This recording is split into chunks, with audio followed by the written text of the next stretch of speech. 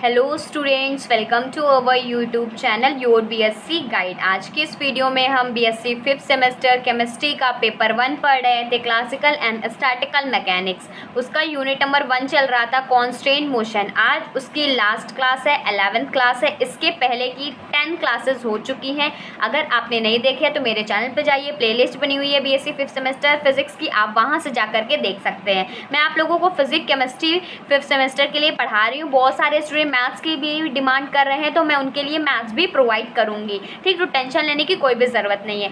आज का जो हमारा टॉपिक है बहुत ही ज़्यादा इंपॉर्टेंट है। डी एलम्बर्ट्स प्रिंसिपल कई बार शॉर्ट में आया है, लॉन्ग में आया है, डेरिवेशन भी है इसमें, और इसीलिए मैंने उसमें पिछली वाली वीडियो में नहीं कवर किया था, ताकि आप लोगों के एक वीडियो अलग से बन जाए, क्योंकि डी एलम्बर्ट्स प्रिंसिपल के ऊपर बहुत बार क्वेश्चन पूछा भी गया है। तो मैं चाहती हूँ कि आप लोगों को पूरा एक ही वीडियो में इसको अच्छे से समझा दूं, ताकि आप लोगों को कोई भी क्वेश्चन बनता है या इसका डेरिवेशन ही मेनली पूछा जाता है, डेरिवेशन, ठीक, तो आप लोग इसको अच्छे से कर सकें। और इसके पहले की वीडियो नहीं देखी होंगे तो ज़रूर देख लीजिएगा। डिस्क्रिप्शन बॉक्स में भी मैं लिंक प्रोवाइड कर देती हूँ, ताकि आप लोग वहाँ से जा करके भी सारे लेक्चर्स को सीक्वेंस वाइज देखते हुए चलें, ताकि आप लोगों का बेस बना रहे। क्योंकि स्टार्टिंग से आप फॉलो करेंगे ना, तो लास्ट तक मैं आप लोगों को पूरा समझ में आ जाएगा। और आज इसकी लास्ट क्लास होने वाली है, फिर इसके बाद यूनिट नंबर 2 को भी स्टार्ट करूँगी। ठीक, आप मुझे कमेंट करके बताइएगा आप लोगों को मेरा पढ़ाया हुआ समझ में आ भी रहा है कि नहीं आ रहा है।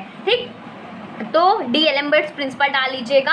अब मैं आप लोगों को इसके लिखवाते हुए चलती हूँ और फिर एक एक पॉइंट समझाऊंगी। जैसे कि मैंने आप लोगों को बताया था कि हम लोग सिस्टम ऑफ पार्टिकल्स लेते हैं, तो हम एक एन पार्टिकल का सिस्टम लेंगे, जिसमें हम ith पार्टिकल लेते थे। तो अब उसमें हम न्यूटन्स लॉ के हेल्प से बहुत सारी चीज़ें निकालेंगे। ठीक, तो इसमें लिखेंगे late us consider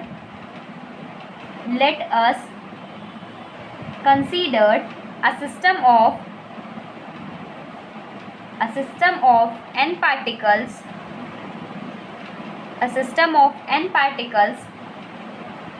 for ith particle के लिए Newton's second law applied force on ith particle. देखो इसमें क्या कह रहा है, हम कोई सिस्टम ले लिए, एन पार्टिकल का हमने सिस्टम ले लिया, उसमें ith पार्टिकल होता है, तो उसमें हम न्यूटन का सेकेंड लॉ लगाएंगे। ठीक, उसमें न्यूटन का सेकेंड लॉ जो कि फोर्स के ऊपर ही तो डिपेंड करता है, क्या होता है, Fi vector is equal to dpi upon dt। ये हमारा मोमेंटम के टर्म में है, मास इंटू एक्सेलरेशन होता है ना। अगर मोमेंटम के टर्म निकाले तो m इंटू वी तो होता है। ठीक, तो अगर ये एक बार इसका डिस्प्लेसमेंट हो रहा है तो हम क्या लिख सकते हैं, pi डॉट नहीं लगा सकते, और i इसीलिए लिखें क्योंकि ith पार्टिकल के लिए हम निकाल रहे हैं। अब इसको, ये वाला टर्म को इधर ले आओ। देखो क्या था, Fi vector is equal to pi dot vector था। अब इसको इधर ले आए तो Fi vector minus pi dot vector is equal to 0 नहीं हो जाएगा। तो ये हमारी इक्वेशन बन गई कि नहीं। तो ये इक्वेशन क्या बताती है कि आगे लिखेंगे, this equation state that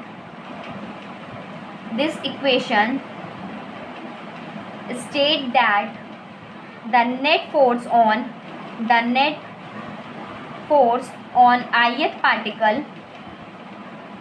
ith particle is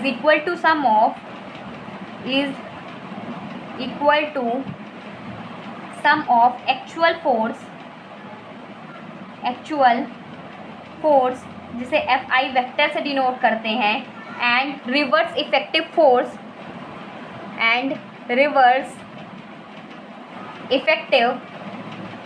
force जिसे हम Pi डॉट वेक्टर कहते हैं, एंड इज इक्वल टू 0। देखो मैं आप लोगों को फिर से समझाती हूँ। हम लोग क्या पढ़ रहे हैं, डी एलम्बर्ट्स प्रिंसिपल पढ़ रहे हैं। तो इसका जो डी एलम्बर्ट्स प्रिंसिपल होता है वो summation i is equal to n Fi vector minus Pi vector dot del Ri is equal to 0 होता है। उसको हम लोग डेराइव करना है। तो हम एक n पार्टिकल का सिस्टम ले लेते हैं, ith पार्टिकल में न्यूटन का सेकेंड लॉ लगाते हैं जो कि फोर्स के ऊपर होता है, वो होता है Fi vector is equal to dpi upon dt। अब यहाँ पर एक बार डिफ्रेंशिएशन हो रहा है इसीलिए एक डॉट लगेगा। ठीक, अब इसको इधर ले आया तो F I vector minus P I dot vector is equal to 0 हो गया। तो ये इक्वेशन बता रही है कि जो net force on the ith particle पे लग रहा है वो is equal to sum of actual force, वो एक्चुअल फोर्स का sum and reverse effective force का ये होगा। ठीक, मेरे हिसाब से यहाँ पर डिफरेंस लिखना चाहिए, सम नहीं लिखना चाहिए, क्योंकि यहाँ पर बुक में तो सम लिखा हुआ है लेकिन यहाँ पर डिफरेंस ही होना चाहिए, क्योंकि हम लोग यहाँ पर माइनस ले रहे हैं ना। Is equal to difference of actual force and reverse effective force P I and is equal to 0। ये हमारा 0 के इक्वल होता है। देखो बुक में इसीलिए समझाया गया, देखो इसमें रिवर्स इफेक्टिव फोर्स की बात करी है और जो रिवर्स होता है वो नेगेटिव होता है, इसीलिए यहाँ पर सम लिखा गया था। ठीक, सम लिख दीजिए आप लोग, बुक में यही लिखा हुआ है तो क्यों कन्फ्यूज़न होना।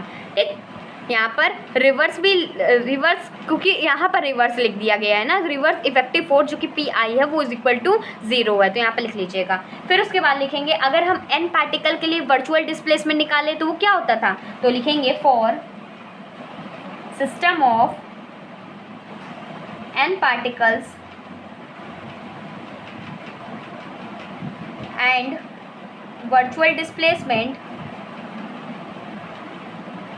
वर्चुअल डिस्प्लेसमेंट होता है डेल आर आई होता है। ठीक, तो हम ये कह सकते हैं कि जो हमारे पास जो इक्वेशन मिली प्लस इसका हम लोग वर्चुअल डिस्प्लेसमेंट के साथ लेते हैं और उसका समीशन करता है तो उसको इक्वल 0 नहीं लिख सकते क्योंकि इस इक्वेशन में लिख रहे हैं। तो आगे लिखेंगे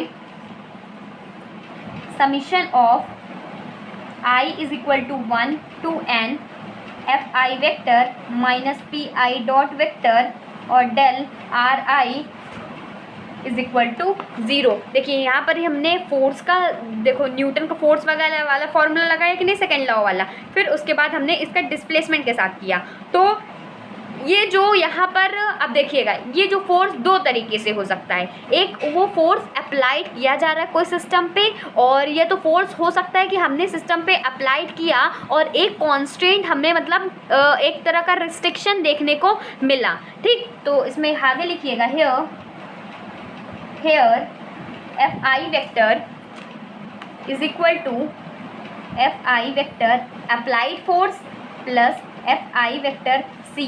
तो एफ आई वेक्टर ए क्या है, ये है अप्लाइड फोर्स, और एफ आई वेक्टर सी क्या है, force of constant, force of constant जिसमें लिमिटेशन लगी हो।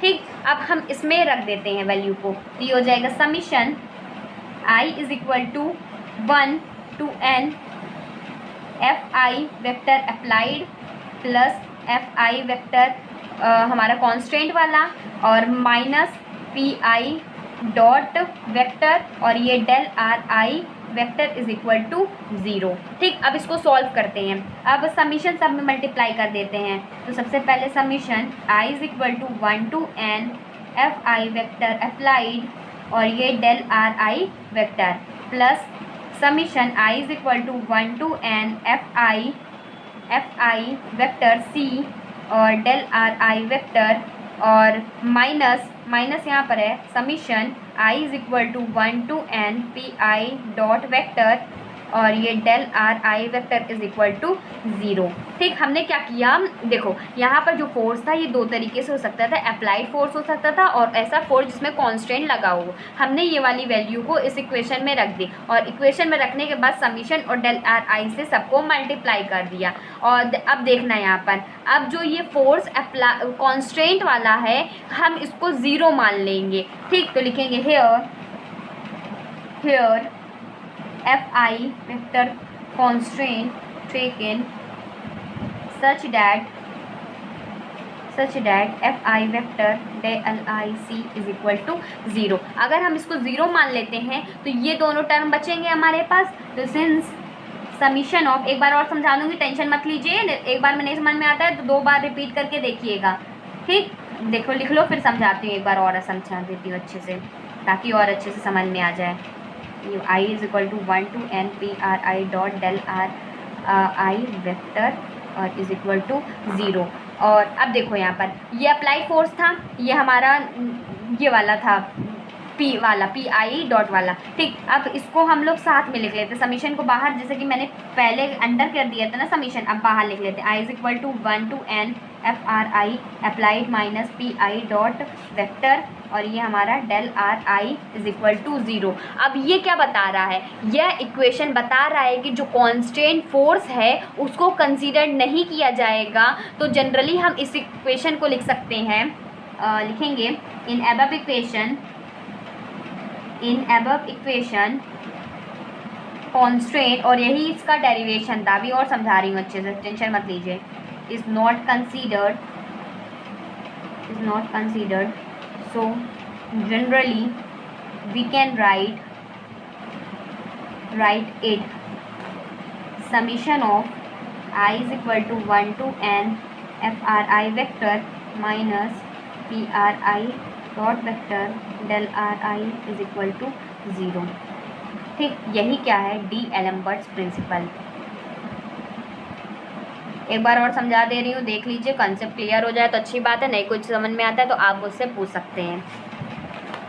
देखो हम लोग टॉपिक पढ़ रहे थे D'Alembert's principal. Let us consider system of N particle. हमारे पास एन पार्टिकल का सिस्टम है। फॉर ith पार्टिकल के लिए हम उसमें न्यूटन का सेकेंड लॉ लगाते हैं, अप्लाइड किया जाता है। फोर्स, जो फोर्स होता है ith पार्टिकल के लिए, उसको हम रिप्रेजेंट करते हैं एफ आई वेक्टर से, जो कि होता है D upon D T P I, और वेक्टर हो जाएगा। पी क्या होता है, मोमेंटम होता है, ठीक। एक बार डिफ्रेंशिएशन है तो पी आई एक डॉट लगेगा उस पर वेक्टर, क्योंकि ये वेक्टर क्वांटिटी होता है इसीलिए वेक्टर लगाएंगे। आप लोग कहीं पर भी वेक्टर स्किप मत कीजिएगा, नहीं तो आप लोगों का डेरिवेशन गलत हो जाएगा, ठीक। तो क्या बना था, F I vector is equal to P I dot vector. अब इसको इधर ले लेते हैं तो हमारे पास ये इक्वेशन बन जाएगी। This equation state that the net force on the ith particle is equal to sum of actual force and reverse effective force P I and is equal to 0। यह इक्वेशन बताता है कि जो नेट फोर्स है ith particle के ऊपर वो equal है सम के एक्चुअल फोर्स के और रिवर्स इफेक्टिव फोर्स के, जो कि पी आई डॉट वेक्टर होता है,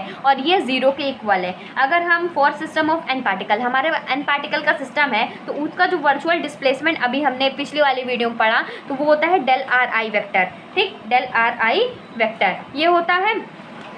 तो हमने क्या किया कि समीशन लगा दिया। अब आई की जो वैल्यू है 1 से लेकर के n तक जाएगी। फिर उसके बाद हमने जो ये फर्स्ट इक्वेशन में मिला था F I vector minus P I dot vector, और इसके साथ हमने इसका मल्टीप्लिकेशन कर दिया डेल आर आई का, वो इज इक्वल टू 0 इक्वेशन में पुट कर दी।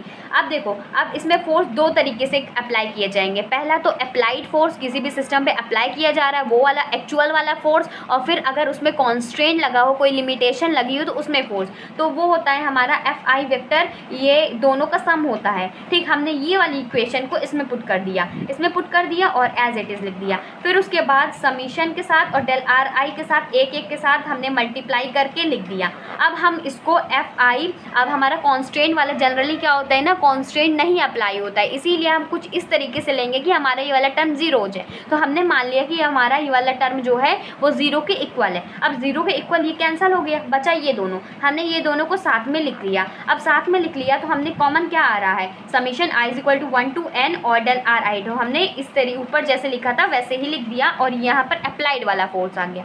अब देखो, अब जो हमने कांस्टेंट तो लिया नहीं था, अप्लाइड वाला ही फोर्स चल रहा था हमारा, तो हम ये नहीं कह सकते कि अगर हमारा अबव इक्वेशन में constant force is not consider, अगर हम इसको कंसीडर ही ना करें, कांस्टेंट लगा ही नहीं है, तो जब भाई लगा ही नहीं है कांस्टेंट, तो हम अप्लाइड फोर्स और कांस्टेंट फोर्स क्यों ही लगाते हैं। तो हम इस इक्वेशन को इस तरीके से भी लिख सकते हैं, और यही इक्वेशन कहलाता है डी एलम्बर्ट्स प्रिंसिपल। होप आप लोगों को सेकंड बार में समझ में आ गया होगा। नहीं समझ में आया 2-3 बार देखिए, मैं जानती हूँ थोड़ा सा टफ है इस बार, फिजिक्स बहुत टफ है इस बार आप लोगों की, लेकिन मैं आप लोगों को कोशिश करूँगी कि बहुत ईजी लैंग्वेज में हर चीज़ आप लोगों को पढ़ा दूँ। तो ये चैप्टर हो गया है कंप्लीट। अगर आप नेक्स्ट चैप्टर की वीडियोज़ वगैरह चाहते हैं कि मैं आप लोगों को ऐसे ही पूरे चैप्टर, पूरा ही यूनिट मैं आप लोगों को कवर करा दूँ, सिलेबस कवर करा दूँ, तो आप लोग चैनल को ज़रूर सब्सक्राइब करिए। बहुत बच्चे ऐसे देख करके चले जाते हैं, चैनल को सब्सक्राइब ही नहीं करते हैं, तो आप चैनल को सब्सक्राइब करिए ताकि जितनी भी वीडियोस आपको मिलती रहे सब कुछ एक जगह पे मिल जाए